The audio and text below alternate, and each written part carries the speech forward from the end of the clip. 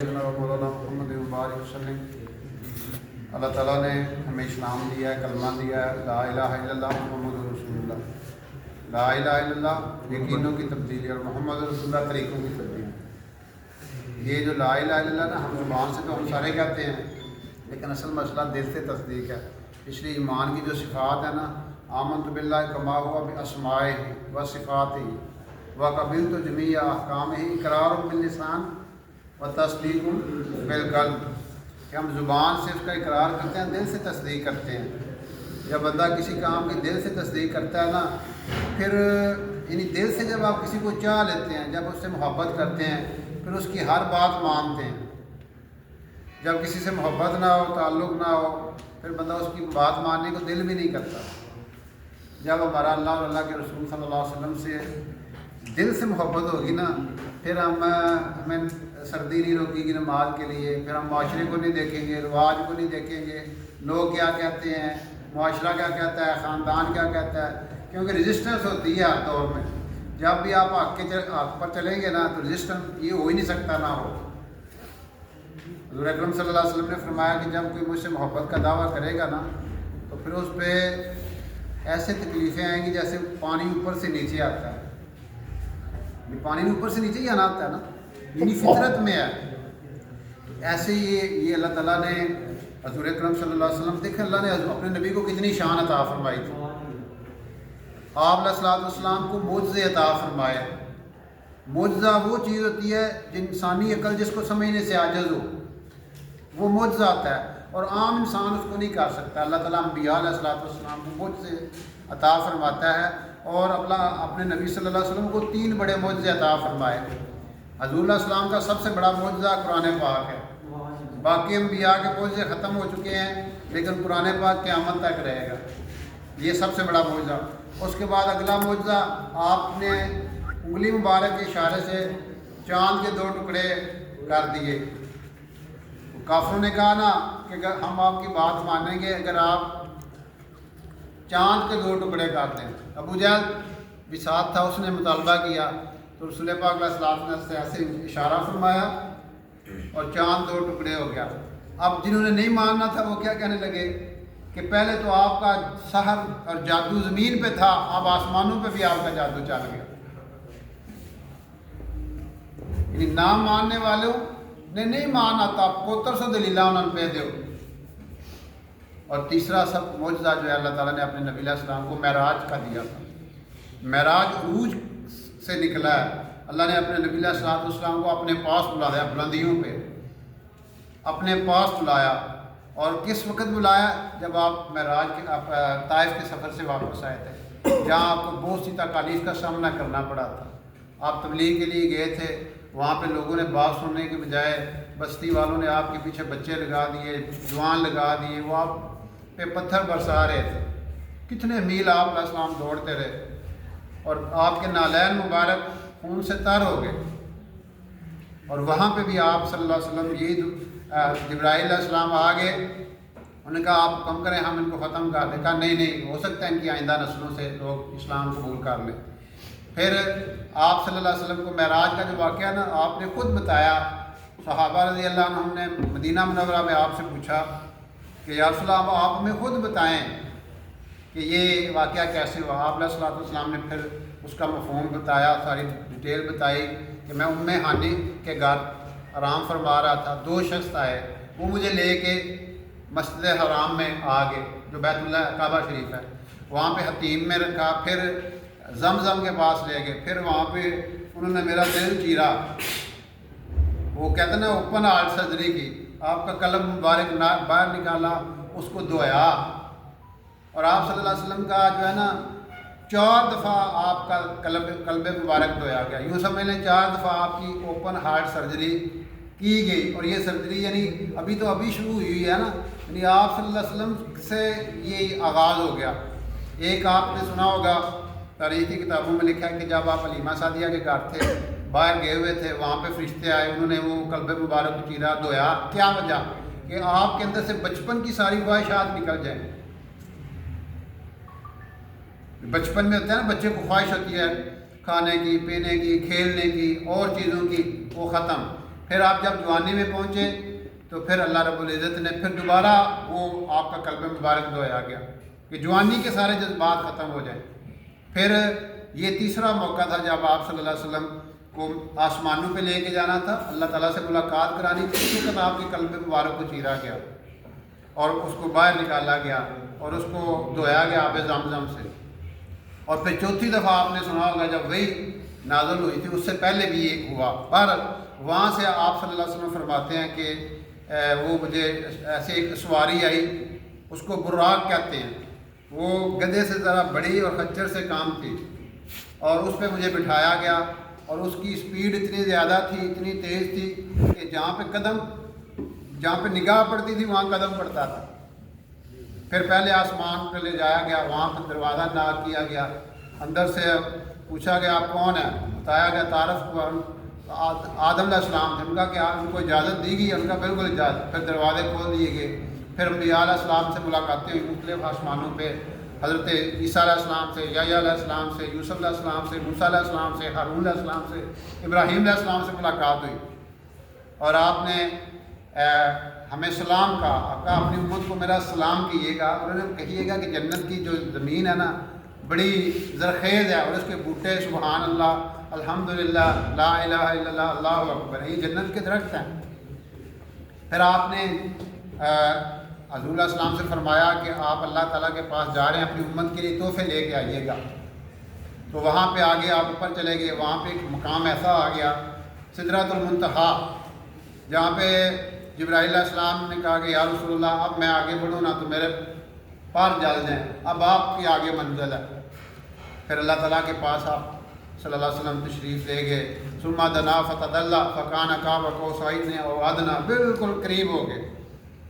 پھر اللہ نے اپنے نبی علیہ السلام سے باتیں کی، آپ نے سجدہ کیا اور آپ نے فرمایا التحیات للہ والصلوات والطیبات، کہ اے اللہ میرا سب کچھ تیرے لیے ہے۔ جب اللہ کے رسول صلی اللہ علیہ وسلم نے سب کچھ پیش کیا تو آگے سے کیا جواب ہے؟ السلام علیکم ایھا النبی۔ پھر وہاں پہ 3 تحفے دیے گئے۔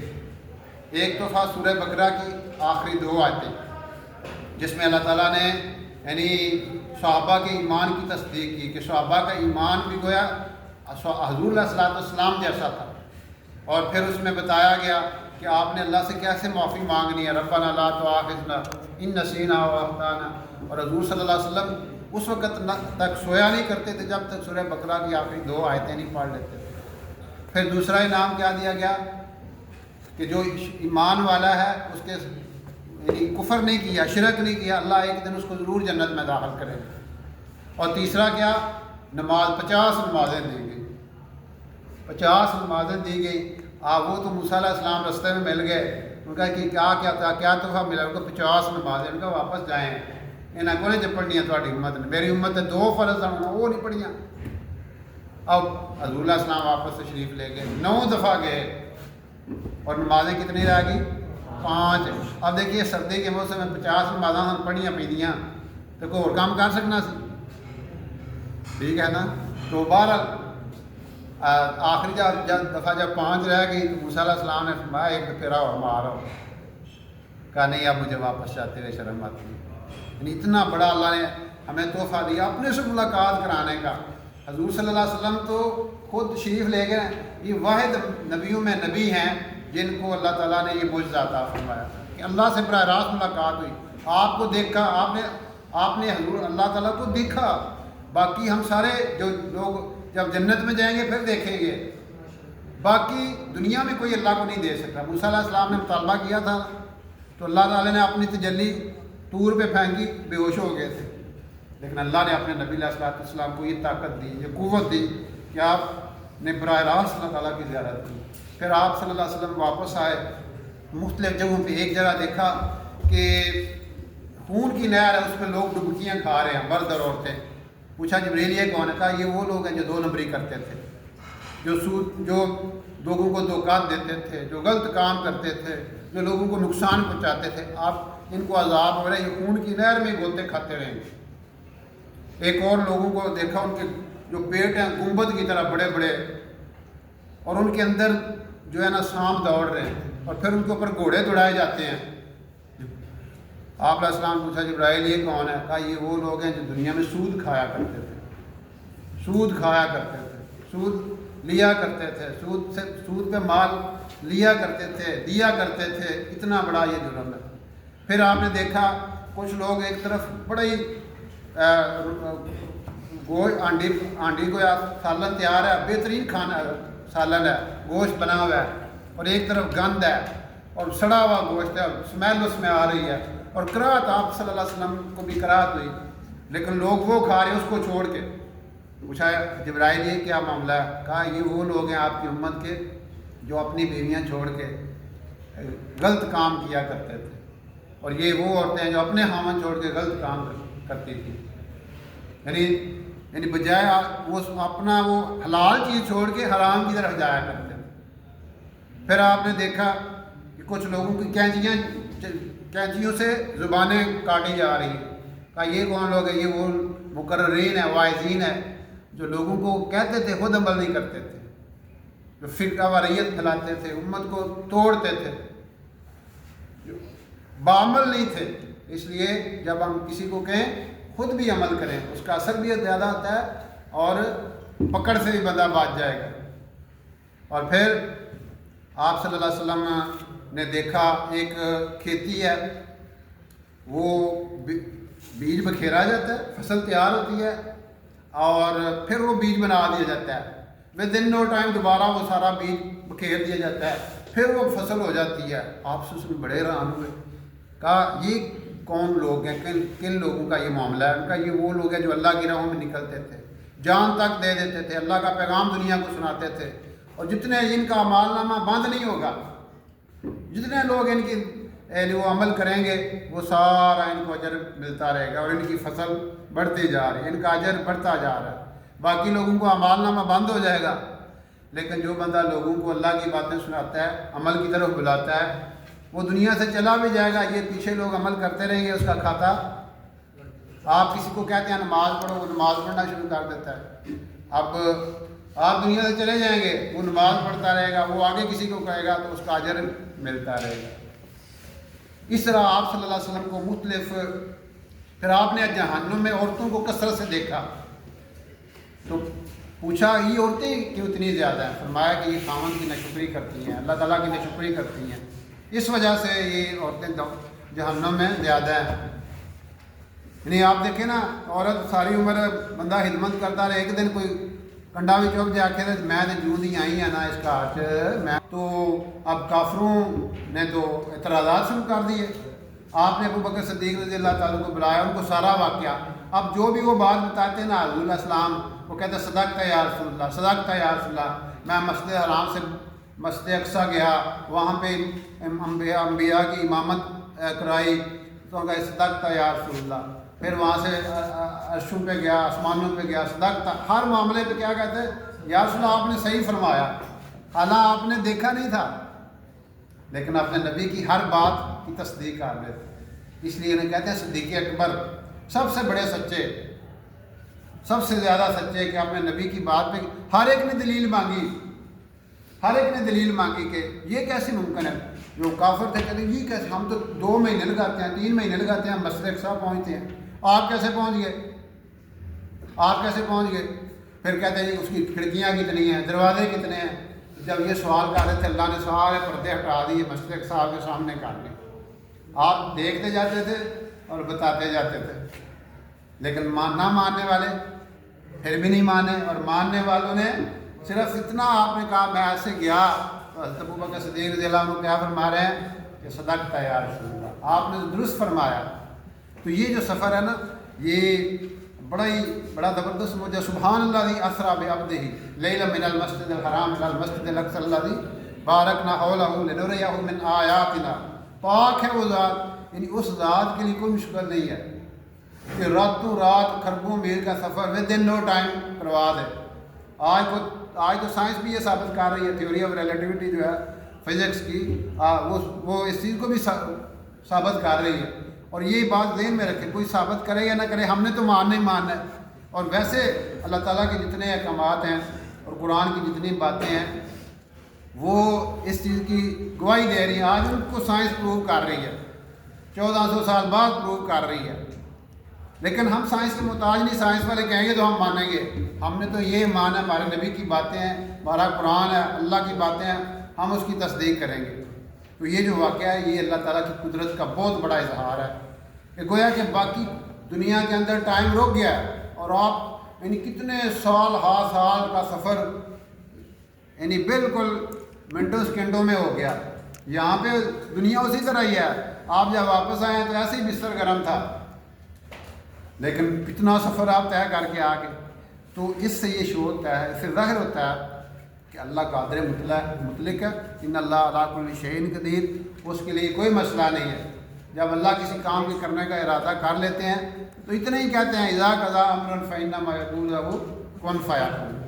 اس لیے ہمارے دلوں کے اندر یہ یقین جب پختہ ہوگا پھر ہمارا عمل کرنا آسان ہوگا. پھر یہ دیکھیں، ہم ذرا اپنے آپ پہ بندہ غور کرے کہ میں کیا تھا، میرا نام و نشان نہیں تھا. آج سے 20 سال پہلے، 40 سال پہلے، 60 سال پہلے کوئی نشان تھا انسان کا. ابھی جو آئندہ بچے پیدا ہوں گے والدین کے ذہنوں میں بھی ان کی شکلیں صورت نہیں ہوتی، کیسی شکل کا بچہ ہوگا.